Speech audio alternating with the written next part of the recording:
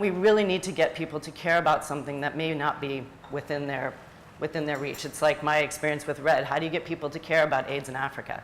You have to give them something that they can touch and feel. When I went to RED, I felt like I had kind of built all my muscles to be able to come and do something at RED that really united a new business model around being able to drive social change.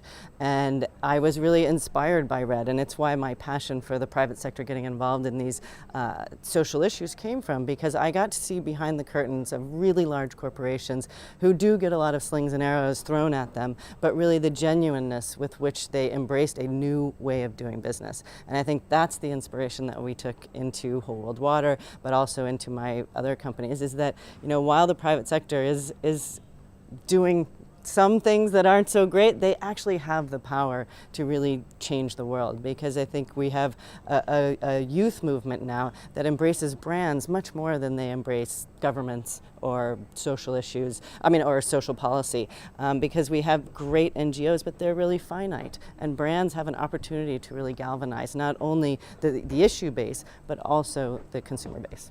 Big steps get noticed, small steps kind of disappear. I'm not trying, I believe that, but I do think the power to ladder up steps is something that we need to work on. I think that there's a new way to do business on Earth. I mean, that's really kind of the summation that we use for Whole World Water, that although it is complex, there are really small changes. I think John's idea of teaching kids to swim around the world is a very small change that has very grand impact. So trying to think of the small changes that can actually encourage people to think of more change. You know, we like to think of Whole World Water as inspiring the travel and tourism industry to actually look at their business models even more closely outside of clean and safe drinking water, because we have a business model that's actually good for business. They're, like I said, increasing revenues, decreasing costs, decreasing their plastic waste. And I think being able to inspire, I'm taking out the inspiration that I've gotten from all of these brainiacs in the room to really come back to think about what are the small changes that have a really big difference in the private sector,